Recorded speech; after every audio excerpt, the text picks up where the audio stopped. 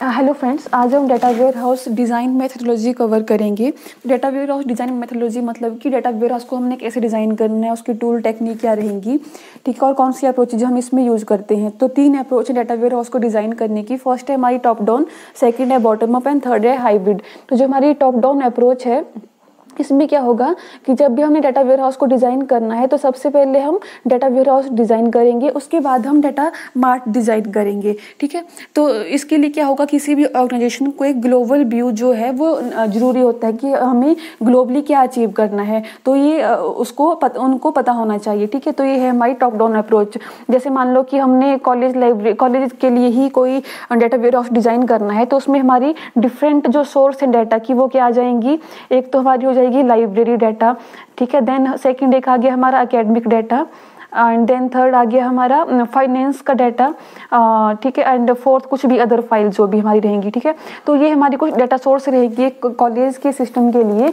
इन सभी डाटा को हम क्या करेंगे, सबसे पहले यहाँ पे ट्रांसफॉर्म करेंगे, ठीक है।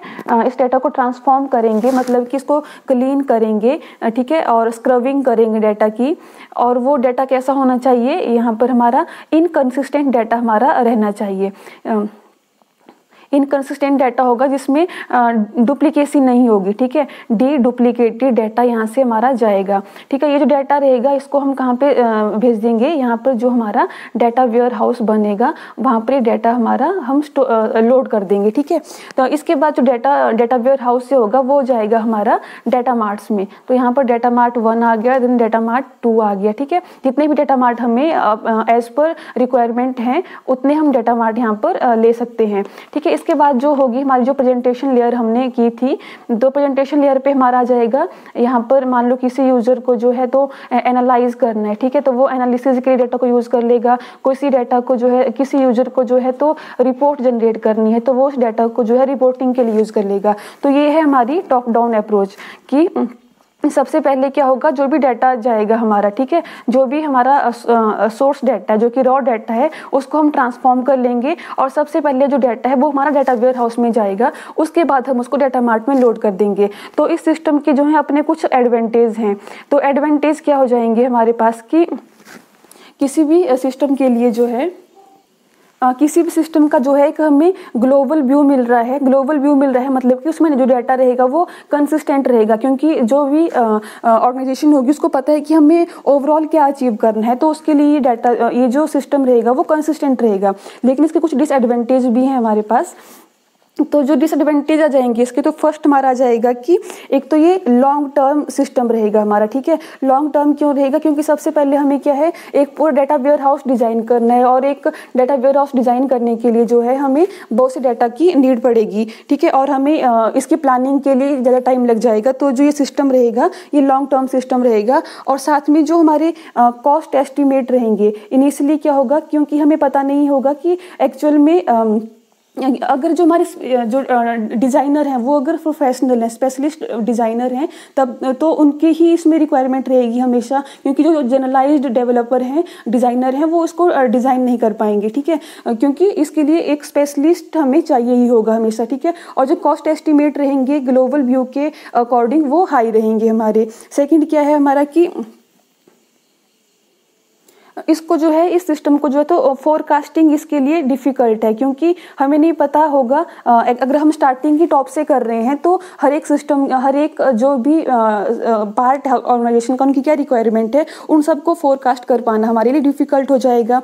और इसके अलावा हमारे पास क्या है कि जो हमारा सिस्टम होगा वो लॉन्ग टाइम तक नो वर्क में रहेगा। नो वर्क में रहेगा मतलब कि क्या होगा कि हमें जो है एक हमें ओवरऑल व्यू तो पता है, लेकिन उसको रियलिटी में शो करने के लिए जो होगा काम ज़्यादा करना पड़ेगा। तो लॉन्ग टाइम तक क्या हो जाएगा कि यूजर को लगेगा कि इसमें कुछ काम हो ही नहीं रहा है, काम नहीं हो रहा, तो उन लोगों का जो है वो ट्रस्ट जो होगा इस प्रोजेक्ट से वो लूज होता जाएगा। तो इसके कुछ डिसएडवांटेज है हमारे पास टॉप डाउन अप्रोच के।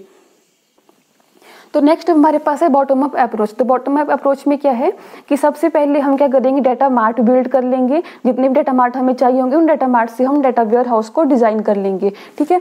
तो जो इसकी डायग्राम आ जाएगी हमारे पास, जैसे मान लो कॉलेज के लिए हम डिज़ाइन कर रहे हैं, तो यहाँ पर सोर्स में हमारा है लाइब्रेरी का डाटा, देन फाइनेंस का डाटा है, एकेडमिक डाटा है, एंड देन हमारी अदर फाइल है, ठीक है। ये हमारा क्या जाएगा, हमारा सोर्स डाटा यहाँ से मिल जाएगा। इस सोर्स डाटा को हम क्या करेंगे, दोबारा से इसको क्लीन कर लेंगे और स्क्रबिंग कर लेंगे, क्लीन स्क्रबिंग। और जो हमारा डाटा होगा वो इनकंसिस्टेंट डाटा होना चाहिए और डीडुप्लीकेटेड डाटा यहाँ पर हमें मिलना चाहिए, ठीक है। इसके बाद जो होगा, जो हमने टॉप डाउन में देखा था कि यहाँ पे हमारा डाटा वेयर हाउस पहले बन रहा था, लेकिन जो बॉटम अप अप्रोच होगी यहाँ पर सबसे पहले हमारे डाटा मार्ट बन जाएंगे। जो भी रिक्वायरमेंट है एक ऑर्गेनाइजेशन की, उसके अकॉर्डिंग हम डाटा मार्ट डिज़ाइन कर लेंगे। उन डाटा मार्ट को हम कंबाइन करेंगे डाटा वेयर हाउस में, ठीक है। तो यहाँ पर हमारा आ जाएगा एक डाटा वेयर हाउस, और इस डाटा वेयर हाउस से जो होगा, जो डिफरेंट यूजर जिनकी रिक्वायरमेंट है उसको अपने रिक्वायरमेंट के अकॉर्डिंग डाटा को यूज कर सकते हैं। तो ये है हमारी बॉटम अप अप्रोच। मतलब हमने क्या किया, डाटा लिया हमने डिफरेंट डाटा सोर्सेज से, उसके ऊपर हमने ट्रांसफॉर्मेशन की, देन उसको लोड किया डिफरेंट डाटा मार्ट में, उसके बाद हमने उसको डाटा वेयर हाउस में लोड किया है। मतलब पहले हमारे डाटा मार्ट को हम डिज़ाइन करेंगे, उसके बाद हमारे डाटा वेयर हाउस डिज़ाइन होंगे। तो इसके जो हैं कुछ एडवांटेज हैं हमारे पास। तो एडवांटेज क्या रहेंगे इस सिस्टम के हमारे पास, फर्स्ट वन हो जाएगा कि जो रिजल्ट होगा हमें रिजल्ट इन शॉर्ट टाइम। मतलब कि जो डेवलपर डिज़ाइन कर रहे होंगे उनको वो डाटा जो वो अपने जो आउटपुट होगी वो डाटा मार्ट की फॉर्म में शो कर सकते हैं, ठीक है। तो जो रिजल्ट होगा उनको शॉर्ट टर्म में दिखना शुरू हो जाएगा। सेकेंड हमारे पास आ जाएगा कि no need of huge investment.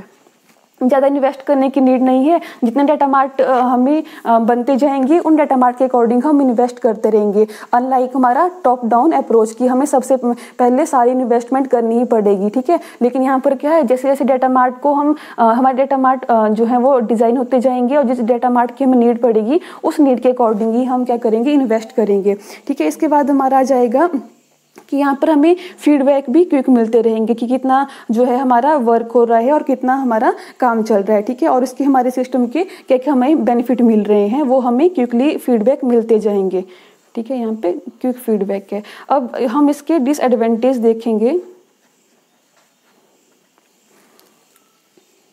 दो डिसएडवांटेज में हमारा आ जाएगा कि जैसे हमारा टॉप डाउन में था कि हमें ग्लोबल व्यू मिल रहा था, यहाँ पर हमें पार्शियल व्यू मिल रहा है सिस्टम का। कि मतलब जैसे जैसे डाटा मार्ट एक डाटा मार्ट बनेगा उसके अकॉर्डिंग ही हमें व्यू मिल रहा है कि हम क्या डिज़ाइन कर रहे हैं और कैसे हमारी आउटपुट आएगी, ठीक है। तो ये पार्शियल व्यू हमारे पास रहेगी। और जो हमारा सिस्टम होगा वो जो भी हमारा प्रोजेक्ट बन रहा है वो इंटरेस्टिंग तो होगा ही, ठीक है। और साथ में क्या हो जाएगा कि वो हमें ग्लोबल व्यू नहीं प्रोवाइड करके एक पार्शियल व्यू दे रहा है, जिसकी वजह से इसको प्रिडिक्ट कर पाना भी हमारे लिए डिफिकल्ट हो जाएगा। तो ये है हमारी बॉटम अप अप्रोच।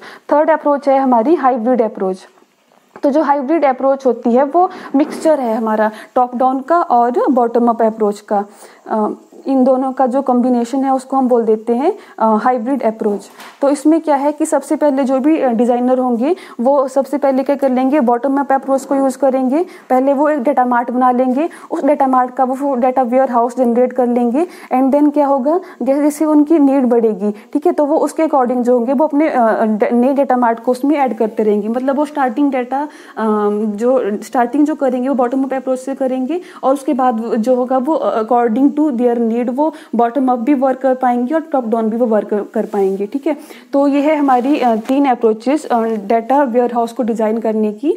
तो इनके अपने डिसएडवांटेज और एडवांटेज हमने देख लिए। तो जो भी इनका यूज रहेगा कि हमने ये डिसाइड करना है हमने कि कौन सी अप्रोच को कहाँ पर यूज़ करना है, तो वो डिपेंड करेगा ऑर्गेनाइजेशन के ऊपर, ठीक है। उनके पास कितना वो कैपिटल वो यूज़ कर रहे हैं, ठीक है, उसके ऊपर डिपेंड करेगा। उनके शॉर्ट टर्म और लॉन्ग टर्म के ऑब्जेक्टिव हैं, उसके बेस पे भी ये डिपेंड करेगा कि वो कौन सी अप्रोच को यूज़ करेंगे। तो डिफरेंट सिनेरियो, कोई एक फिक्स्ड अप्रोच फिक्स नहीं है कि हमने इसके बेस पे ही हमें फ़ायदा मिलेगा। तो जो भी ऑर्गेनाइजेशन है उसकी नीड के अकॉर्डिंग जो होगी वो अपनी किसी भी अप्रोच को यूज़ कर पाएगी। तो ये है हमारी डिजाइनिंग मेथोडोलॉजीज।